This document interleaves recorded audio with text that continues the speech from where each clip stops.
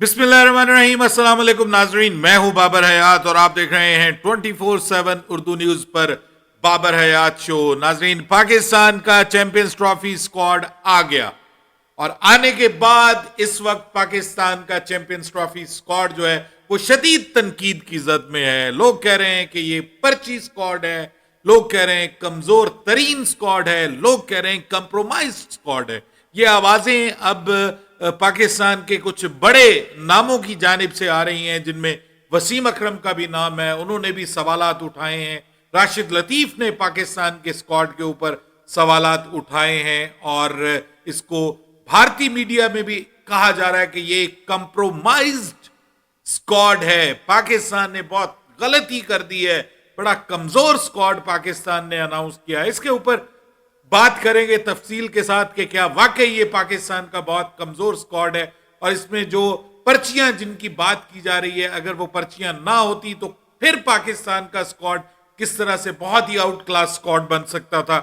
इसके ऊपर बात तो करेंगे, लेकिन साथ में आज की बहुत ही इंपॉर्टेंट जो खबर है वो ये है कि खबर ये थी कि बाबर आजम और फखर जमान ओपनिंग करने जा रहे हैं, लेकिन जनाब यहां बाबर आजम को ओपनिंग से बाहर किया जा रहा है और फखर के साथ कोई और ओपनर आ रहा है। पाकिस्तान का चैंपियंस ट्रॉफी में जो कॉम्बिनेशन है वो तो अपनी जगह पे मौजूद है, लेकिन पाकिस्तान ट्राई नेशन सीरीज में किस कॉम्बिनेशन के साथ जा रहा है ये काफी हैरान कुन है। बड़ी हैरान कुन किस्म की तब्दीलियों का फैसला किया जा रहा है, वो भी आपके साथ आज के इस प्रोग्राम में शेयर करूंगा। लेकिन आगे बढ़ने से पहले आपसे गुजारिश कि अगर आप हमारे नए व्यूअर हैं तो प्लीज हमारे इस चैनल को जल्दी से कर लीजिएगा सब्सक्राइब और बेल आइकन को पुश करना मत भूलिएगा। मुझे फॉलो कीजिए इंस्टाग्राम पे @babarhayat और हमारे पेज को फेसबुक पे लाइक कर लीजिएगा। तो जनाब, पाकिस्तान की स्विंग के सुल्तान वसीम अकरम ने यह कहा है कि फहीम अशरफ कहां से आ गए, उनका जो लास्ट 20 मैचेस में रिकॉर्ड है वो बहुत बुरा है, उनको क्यों टीम का हिस्सा बनाया गया। इसके अलावा खुशदिल शाह के ऊपर भी उन्होंने सवाल उठाए हैं कि खुशदिल शाह को किस परफॉर्मेंस की बुनियाद पे टीम का हिस्सा बनाया गया है, ये भी उन्होंने सवाल उठाया है। इसके अलावा ये तो उन्होंने सवाल उठाए हैं और राशिद लतीफ सवाल उठा रहे हैं कि जनाब प्रॉपर ओपनर नहीं है हमारे पास।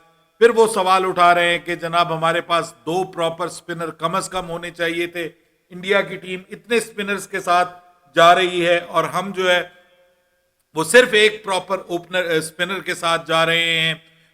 और आमिर जमाल को टीम का हिस्सा क्यों नहीं बनाया गया, आमिर जमाल को के ऊपर आपको इन्वेस्ट करना चाहिए था, ये उनका कहना है। फिर इमामुल हक को टीम का हिस्सा क्यों नहीं बनाया गया, आखिरी लम्हात में इमामुल हक को बाहर कर दिया गया, सुफियान मुकीम टीम का हिस्सा नहीं है। देखिए, बात यह है कि 2 से 3 प्लेयर्स ऐसे हैं कि जो आपके ऑब्वियसली जिनके ऊपर बात हो रही है कि जनाब वो टीम का हिस्सा नहीं है।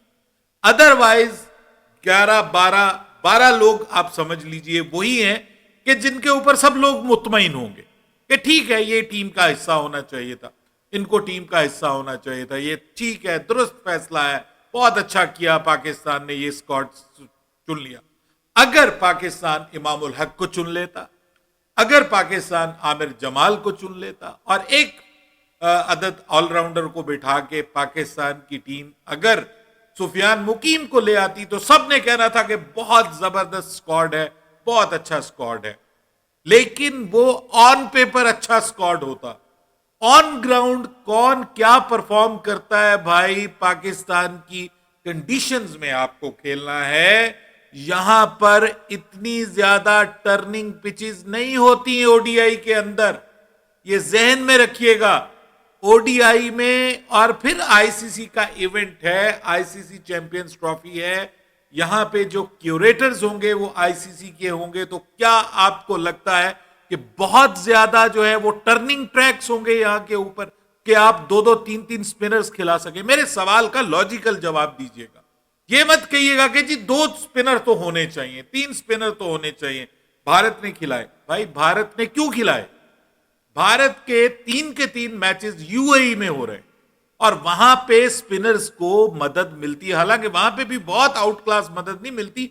आपको याद होगा कि 2021 के वर्ल्ड कप में उनके स्पिनर्स की भरपूर पिटाई हुई थी और वो वहां पर लेकर के आए थे। आपको पता है कि वो मिस्ट्री स्पिनर चक्रवर्ती जो है, जो आजकल बहुत अच्छी बॉलिंग कर रहा है, उसने बहुत इंप्रूवमेंट की है अपनी बॉलिंग में, लेकिन वो वहां पे बुरी तरह पिटा, ठीक है।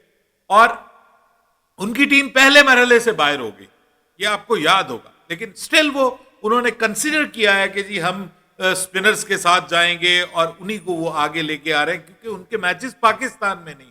अगर इंडिया पाकिस्तान आ रही होती ना इंडिया की टीम, तो वो इतना स्पिन हैवी स्क्वाड साथ लेकर नहीं आती, ये ध्यान रखिए। पाकिस्तान ने सिर्फ एक मैच खेलना है। अगर पाकिस्तान फाइनल में नहीं पहुंचता तो पाकिस्तान ने एक मैच फाइनल में भारत के साथ नहीं पहुंचता। वैसे अगर पाकिस्तान फाइनल में पहुंच गया तो पाकिस्तान में ही खेलेगा, लेकिन अगर पाकिस्तान वहां पे पहुंचता है फाइनल में इंडिया के साथ, तो वहां पे पाकिस्तान के लिए ये प्रॉब्लम हो सकता है कि जी वहां पे स्पिन ट्रैक हो जाए, तो फिर उनके पास स्पिनर बहुत ज्यादा हैं, हमारे साथ पास जो है वो स्पिनर नहीं है। बात ये है कि मैं ये समझता हूं कि कंडीशंस के हिसाब से ये कोई बहुत बुरा फैसला नहीं है।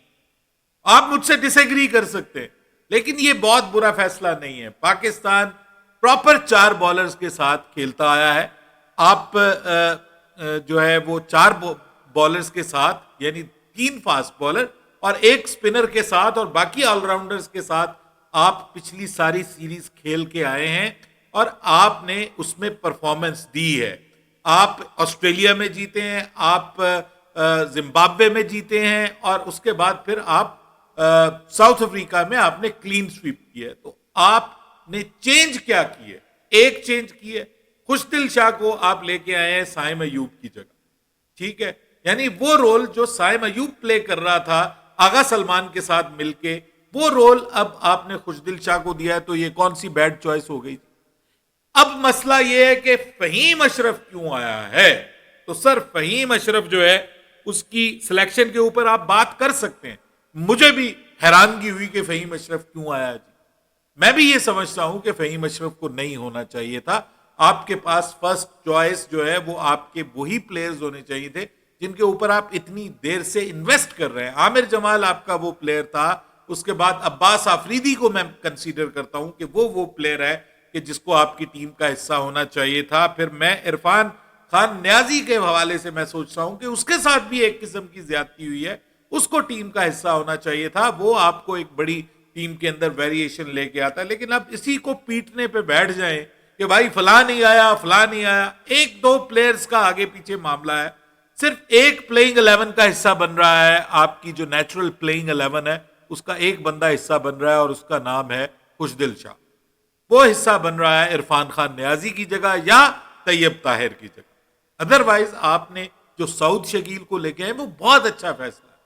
और जो आप एक ओपनर की बात कर रहे हैं, भाई ओपनर आपके पास बाबर आजम है, ओपनर आपके पास मोहम्मद रिजवान है। ये तो खुशी से ओपनिंग करने वाले प्लेयर हैं। आपको प्रॉब्लम क्या है? और मैं समझता हूं कि 2 लेफ्ट हैंडेड ओपनर से बेहतर है कि आप एक लेफ्ट हैंडेड और एक राइट हैंडेड के साथ चले। और बाबर और फखर के आपस में जबरदस्त अंडरस्टैंडिंग है। उनकी जबरदस्त अंडरस्टैंडिंग के अलावा अच्छी पार्टनरशिप्स उन्होंने पास्ट में लगाई हुई। तो इस वजह से ये जो ओपनिंग वाला मामला है ना, मैं तो ये समझता हूं कि ये बिल्कुल दुरुस्त फैसला है। हमें किसी प्रॉपर ओपनर की साथ में जरूरत नहीं थी। हमारे पास ऑलरेडी हमारी तो टीम के अंदर है ही मैक्सिमम ओपनर्स। यही तो हम कहते थे कि भाई हमारी टीम के अंदर मिडिल ऑर्डर के प्लेयर नहीं है, और इस बार आपको एटलीस्ट मिडिल ऑर्डर के स्पेशलिस्ट नजर आ रहे हैं। तैयब ताहिर मिडिल ऑर्डर का स्पेशलिस्ट है, कामरान गुलाम जो है वो मिडिल ऑर्डर का स्पेशलिस्ट है, उसके बाद आपका सऊद शकील मिडिल ऑर्डर का स्पेशलिस्ट है, आगा सलमान मिडिल ऑर्डर का स्पेशलिस्ट है। तो ये आपका मिडिल ऑर्डर इतना स्ट्रॉन्ग स्ट्रेंथन कर दिया गया है, ये अच्छी चीज है। अगर ये आप इमाम को खिलाते हैं ऊपर टॉप के ऊपर, तो भाई आपको मिडिल ऑर्डर में सैक्रिफाई करना पड़ेगा। आप किसको खिलाएंगे मिडिल ऑर्डर के? मतलब एक को खिलाएंगे, एक को बाहर निकालेंगे। वो स्ट्रेंथ जो मिडिल ऑर्डर के अंदर आपको मिल सकती है वो आपको नहीं मिलनी थी। तो मेरे ख्याल में ठीक है, मैं आपकी बात मानता हूं कि जी एक प्रॉब्लम है कि जी जो मुझे लगता है कि आमिर जमाल के साथ नाइंसाफी हुई है। हालांकि आमिर जमाल ने भी इसके ऊपर जो है वो कहा है कि मेरे साथ धोखा किया गया है। और उसके बाद जो है वो अब इमामुल हक जो हैं वो भी बड़े डिसहार्ट हुए हैं, उन्होंने भी इसके ऊपर सोशल मीडिया में पोस्ट लगाई है कुछ इसी तरह की दुखी किस्म की। भाई अगर इमामुल हक होता तो मुझे बताएं कि इमामुल हक भी तो आउट ऑफ द वे आना था ना, कि पिछले 2023 के बाद वो कौन सा ओडीआई मैच खेला। तो Imamul Haq was not in the plan of this selection committee at all, पहले से ही नहीं था। शामिल करवाने की कोशिश की गई है, शादाब खान को शामिल करवाने की कोशिश की गई है सबको, लेकिन उन्होंने जिसको सिलेक्ट किया, अब let's focus on it and let them focus on it. और हमें उनको अब सपोर्ट करनी चाहिए, पाकिस्तान की टीम को सपोर्ट करनी चाहिए। ठीक है, आप बात कर लें उसकी, फहीम अशरफ की, एंड वो आपकी फर्स्ट चॉइस में शामिल ही नहीं है, वो तो बैकअप के तौर पे है। आप उसको कौन सा मैच खिलवा रहे हैं जी, पहला मैच उसको खिलवाने जा रहे हैं। ठीक है, मुमकिन है आप उसको ट्राई नेशन में ट्राई कर ले, लेकिन चैंपियंस ट्रॉफी की तो वो प्लेइंग 11 का हिस्सा नहीं है, तो बैकअप में है। बहरहाल ये आप किसी को भी मुतमईन नहीं कर सकते, किसी को भी मुतमईन नहीं कर सकते, लेकिन अब हमें उनकी सपोर्ट करने की जरूरत है। अब जनाब पाकिस्तान की टीम जो है वो कोशिश करने जा रही है कि जो ट्राई नेशन सीरीज है उसमें हम अपने जो जिन लोगों को हमने बैक बेंच पे रखा हुआ है उनको ट्राई करें और देखें कि हमारी जो बेंच स्ट्रेंथ है वो कैसी है बिफोर चैंपियंस ट्रॉफी। जैसे आपने देखा कि हम जब वार्म अप मैचेस खेलते हैं तो उसमें कोशिश करते हैं कि हम अपने उन प्लेयर्स को मौका दें कि जो हमारी मेन 11 का हिस्सा नहीं बनने जा रहे। तो अगर हमें उनकी जरूरत पड़ती है तो हम उनको थोड़ा कॉन्फिडेंस दें, मैच प्रैक्टिस दें, मैच कॉन्फिडेंस दें। तो ये अब पाकिस्तान की टीम करने जा रही है और कॉम्बिनेशन में बड़ी इंटरेस्टिंग चेंज है। पाकिस्तान ने पहले तो ये सोचा था कि बाबर और फखर मिलकर ओपनिंग करेंगे, लेकिन अब खबरें ये आ रही हैं कि सऊद शकील और फखर के साथ ओपनिंग की जाएगी, बाबर को नंबर 3 पे ही रखा जाएगा। और जो लोग कह रहे हैं कि भी बाबर भी अगर टॉप पे आउट हो गया तो फिर नीचे प्रेशर बहुत जल्दी आ जाता है, तो इस चीज को मद्देनजर रखते हुए इन 2 मैचेस में ट्राई किया जाएगा बाबर आजम के अपना फखर जमान के साथ सऊद शकील को। तो सऊद शकील कोई बुरी चॉइस नहीं है, ओपनिंग उन्होंने की है, अभी लास्ट टाइम पीएसएल में भी की है और वो हर जगह पे खेलने वाला प्लेयर है। मैं अभी भी ये सजेस्ट करता हूं, मेरे ख्याल में सऊद शकील को नंबर 4 नंबर 5 पे खेलना चाहिए। मेरे ख्याल में ओपनिंग बाबर और फखर को ही करनी चाहिए। बाबर बड़ा परफेक्ट है ओपनिंग के लिए, ओडीआई के लिए, और उसको ओपनिंग करनी चाहिए। बहरहाल ये ट्राई करने जा रहे हैं इस कॉम्बिनेशन के साथ। और उसके साथ मैं आपको ये भी बता रहा हूं कि तैयब ताहिर को भी मौका दिया जा सकता है इस प्लेइंग 11 में, जो पाकिस्तान ट्राई नेशन में 8 फरवरी को पहला मैच खेल रहा है। उसके बाद अगर आप बात करें तो फास्ट बॉलिंग में मोहम्मद हसनैन जो है उनको मैचेस दिए जा सकते हैं, उनको दोनों मैचेस भी दिए जा सकते हैं, पाकिस्तान वर्सेस न्यूजीलैंड और पाकिस्तान वर्सेस साउथ अफ्रीका। और ये दोनों मैचेस इसलिए दिए जा सकते हैं कि वो उनको एक मैच प्रैक्टिस मिल जाए और वो मैच फिट हो जाए। और अगर मेन हमारा जो ट्रियो है उसमें किसी कोई परफॉर्म नहीं कर पाता एक आध मैच में, तो हमारे पास चांस हो कि हमारा जो पीछे बैकअप पे बैठा हुआ बंदा है वो एटलीस्ट मैच प्रैक्टिस लेके आया है। ये हमें गिला रहता था कि जी हम, जैसे जमान खान को आपको याद होगा कि हमने अचानक एशिया कप में बुला के और जो है वो एक बहुत इंपॉर्टेंट मैच जो पाकिस्तान के लिए ऑलमोस्ट जो है वो सेमीफाइनल बना हुआ था, वो मैच हमने खिलवा दिया था, आपको याद होगा, श्रीलंका के अगेंस्ट। और हम कहते थे कि भाई ये इन लोगों को पहले भी मैचेस खिलाओ, आप इनको मैच प्रैक्टिस दो ताकि जब आपको जरूरत पड़ी तो ये आपको प्रेशर में से निकाल सके। अब खबरें ये आ रही है कि उनको मौका दिया जा सकता है, ठीक है, और कोशिश की जाएगी कि आपके ये जो पीछे उस्मान खान जो है उनको भी मौका दिया जा सकता है। हालांकि वो आपकी मेन प्लेइंग 11 का हिस्सा नहीं है। अब उस्मान खान को शामिल किया गया है जो है मोहम्मद रिजवान की चॉइस के ऊपर। अब जो कप्तान है उसकी अपनी से है, वो भी तो चाहता है ना कि कोई प्लेयर उसकी भी मर्जी के शामिल हो। तो ये इस तरीके से जो है ये कोई अचंभे की बात नहीं है, बहुत ही बड़ा इसको मसला बना दिया गया और अना का मसला बना के अब ये बात की जा रही कि ये बिल्कुल थर्ड क्लास। भाई एक प्लेयर को चेंज करके फहीम अशरफ की जगह आमिर जमाल को आप ले आए और उसको खिलाना भी नहीं है आपने अपनी प्लेइंग 11 में, तो उससे क्या फर्क पड़ जाएगा जी, कुछ जमीन आसमान का। ये अलग बात कि वो एक प्लेयर के साथ नाइंसाफी वो अलग मामला है, सारी चीजें अपनी जगह दुरुस्त हैं, लेकिन उस चीज को बुनियाद बना के कि जी ये स्क्वाड ही फारिग है, इसमें कुछ भी नहीं है, ये पर्चियां हैं, ये फलाना है, ये मेरे ख्याल में बहुत गलत है।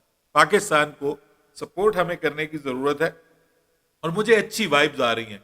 मुझे लग रहा है कि इंशाल्लाह पाकिस्तान की टीम जो है वो चैंपियंस ट्रॉफी में अच्छा परफॉर्म करेगी और उसका कुछ मुजाहरा हमें ये ट्राई नेशन के अंदर भी नजर आ जाएगा। जाइए जाकर पाकिस्तान की जो हाइलाइट्स हैं against Australia and against south Africa, वो देखिए पाकिस्तान ने किस कॉम्बिनेशन के साथ पाकिस्तान गया है, वो जाके देख लीजिए। सुफियान मुकीम को होना चाहिए था, मैं भी कहता हूं, ठीक है, लेकिन क्या सुफियान मुकीम आपकी पहली 11 का हिस्सा बनते हैं? क्या आप शादाब खान को जो आपके अबरार अहमद है उनको बिठा के आप सुफियान मुकीम को खिलाएंगे उस सूरत में कि जब वो अगर फर्स्ट चॉइस आपकी वो है? तो ये वो सवालात हैं जिनके जवाबात हमें सिर्फ तब मिल सकते हैं जब ये टीम जो है ये मैदान में उतरेगी। ऑन पेपर आप एक बहुत अच्छा स्क्वाड बना लें और वो स्क्वाड हार जाए, उससे बेहतर वो स्क्वाड होता है कि जो ऑन पेपर भले अंडर क्रिटिसिज्म हो, लेकिन जब ग्राउंड में जाए तो वो परफॉर्म करके आए। और उसके लिए हमें अपने स्क्वाड को सपोर्ट करने की जरूरत है। अगर आप मुझसे एग्री करते हैं तो मुझे जरूर बताइएगा इस वीडियो के आखिर में कमेंट्स में नीचे, और इंशाल्लाह उम्मीद है कि अच्छी खबरें आएंगी आगे चल के पाकिस्तान के लिए। अपनी राय दीजिएगा कमेंट सेक्शन में। बाबर हयात को इजाजत दीजिएगा। अल्लाह हाफिज।